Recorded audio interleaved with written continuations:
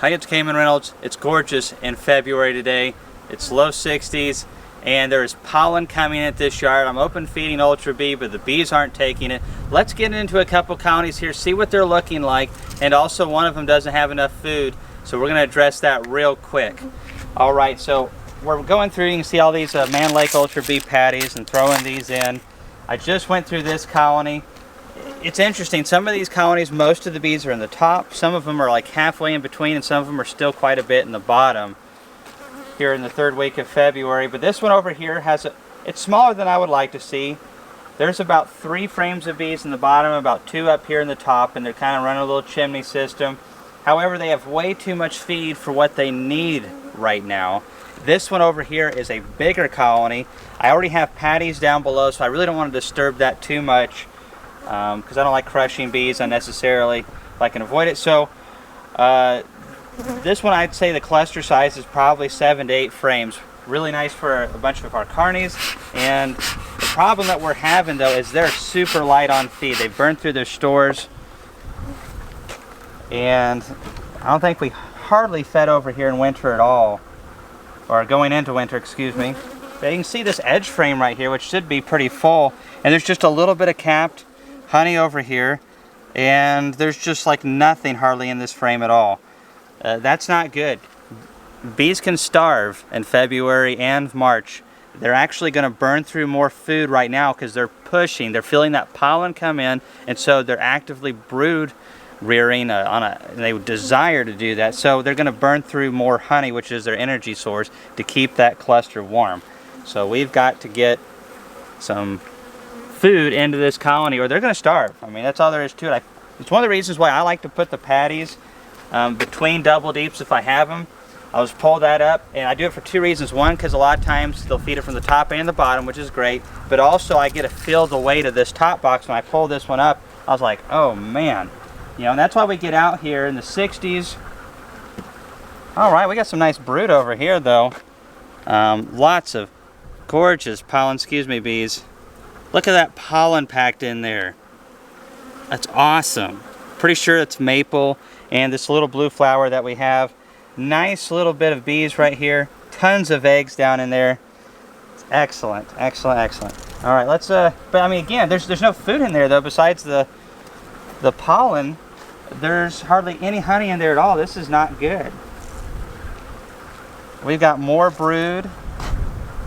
Lots of eggs and larvae. We got a little bit of a ring of honey up here. Not enough food in this colony. More brood over here. Just a little bit of food. I'm going to go one more over and see what we have. I can see these 2 on the edge. There's nothing in that one on the far edge next to the frame feeder. Now, I personally am going to be throwing a frame feeder of food in here next time I'm out here. Even if it's just getting into the 50s and low and 30s, I'm more than comfortable doing that. But some people are not. You can throw a sugar brick on them too, but it just doesn't, they don't get it very quickly. And it's not as stimulating. All right, so I'm seeing a lot more pollen. There is a little bit more honey in here, but not enough. And I'm seeing scattered bits of brood amongst these bees, but yeah, they're rearing really heavily. But let's get a couple frames of food in here. So we're just going to make this real quick now.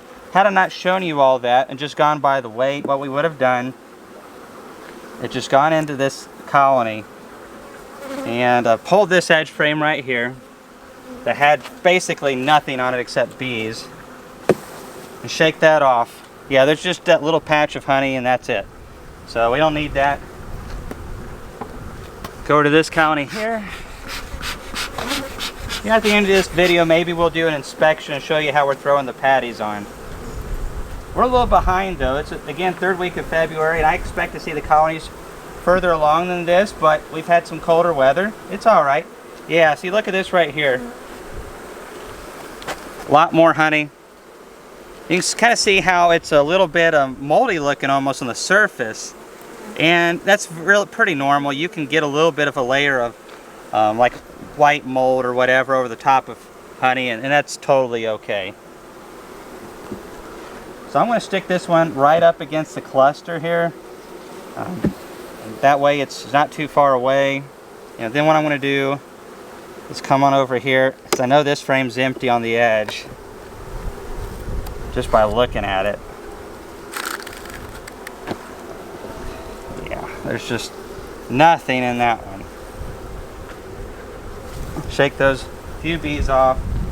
Stick that here, and then we're going to dive down and get one more from this colony because they don't need it. I was down the bottom earlier and they just didn't need the food. That one doesn't have a ton on it.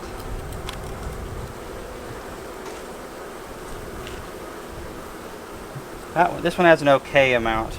It's not a whole lot of caps, but there is some more in there.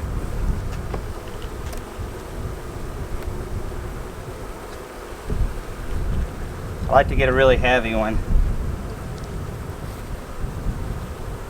That's pretty good. Alright, shake that over. Now what I'm going to do is take any of these frames that don't have brood on them, I'm going to push them off to the side. We don't want to split the brood nest. It's not generally a great idea to do that unless the colonies are really robust and it's going to be warm. And still, doing it a lot can be a bad idea. Some beekeepers believe you should never do it. So I'm seeing some honey here. I wouldn't be surprised if there's a little brood on this side. And this is pretty full. So I'm just going to slide that down in there. The only time I would recommend you not doing this is if you know that the colony has some type of European foul brood or some type of issues. You know, that wouldn't be a good thing to do. Alright, so I already threw a pound below. This one looks really good. They look nice below. Got some brood going up top. They've got pollen come in, so you're like, why are you doing this, Kamon? Well, we're going to get like 5 out of the next 7 or 8 days of rain. So this is just going to keep things trucking forward. Once they get that first round of brood out, they're just going to be so much healthier. They have all those fresh young bees. And a lot of these are still winter bees. I'm just going to stick it out like that. All right. And smoke those down a little bit. Shake that off. And just scoot those to the side, and we're just going to take these frames, stick them back in. I'll probably condense this hive down a little bit because there's probably only about a 5-frame nuke and almost all of them are at the bottom. Anyways, we'll show you some other stuff here in a second. So we're just cruising through the colonies over here. There's about 40, but there's a few that are a little undersized, and some of them are going to catch back up with us pulling brood from the big ones and giving it to the little ones. The only time we do that, though, is when the little ones show a good sign of making an effort to grow. You know, they're healthy. You know, if there's something off with them, we just take them to a different yard. This is one of our honey production yards, so we'll make sure that we have at least 40 colonies over here for when honey production time starts in early April. So that's just about a month and a week away. Hard to believe. But I do think we're behind this year, so it might be a month and a half away still. We're going to check this one in a second. I threw some patties in it just a second ago, and we're going to see if they start eating them pretty quick. This is my first year using Man Lake Ultra Bee patties as far as the pre-made ones. Let's get into these two and just show you how we feed them. So basically I just pop, throw a puff or two of smoke in there. You can see the bees. Oh, a nice pollen basket right here. See if I can get out of the way. There's one there. There's a few down in there. That's awesome. So this is a great time to feed these pollen patties because they want to rear brood with that pollen coming in. So we're just going to smoke these bees out of the way. Push them down and push them up. Throw one there. Throw one there. Maybe if a few more come down, a little puff of smoke. Fill the box weight. This one feels good. And then there's that one right there. We're just going to take these. Curious to see though how many bees are up in top. So let's just take a sneak peek right here. Yeah, pretty good bit of bees up in there. That is pretty awesome. We'll make some honey. Woohoo! Alright, now let's do this. So same song, second verse. Pop it a little bit. Get a little smoke. And you know, decent bit of bees in here. Not sure if it's as strong as the last one, but we can still work with this. Excuse me.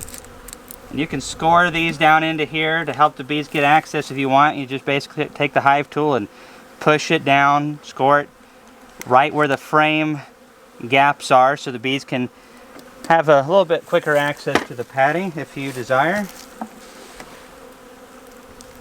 And then there's that one, and let's check the top part of this one. Yeah, looking pretty good. Not quite as strong as the last one, but I'm pretty happy about that. Very happy, actually. Alright, there's that. And we're going to go ahead and throw this one right here on top, because these big colonies, I'm pretty sure they're brooding up top. So it's nice having these feeder rims. Plenty of room for the patty and plenty of access for the bees. Again, that's where your small hive beetle problems come from, is not enough bees to protect it, eat it fast, and they're not able to get access to it. So, you know, if you're concerned about that, start off with just a little bit of patty. You can always break them in pieces so they can get more access to it and eat it quicker. And I've never seen a good strong colony that had good access ever have, you know, lose a battle to the small hive beetle. You might get a little bit of larval damage but to the patty, but that's about it. So let's check this one and see if they've started consuming their patty at all. Get this patty off my hive tool. I'm not going to smoke it too much. I don't want to knock them off the patty. Almost did. Yeah, so they've already started working on this a good bit. Looks like we may have crushed one or two. That's a bummer. But anyways, yeah, they're starting to eat it. You'll move these bees out of the way. And just finish up the yard. Almost done. Anyways, it's an exciting time of the year. Yeah, there we go. Push the bees up with all the smoke, but most of these big colonies, all the brood's up in top. But it's an exciting time of the year. I can't wait to see what these colonies look like in a month, because they're really just starting to hit that brood rearing now. So, whew. All right, time to go take a break. Thanks for watching the video.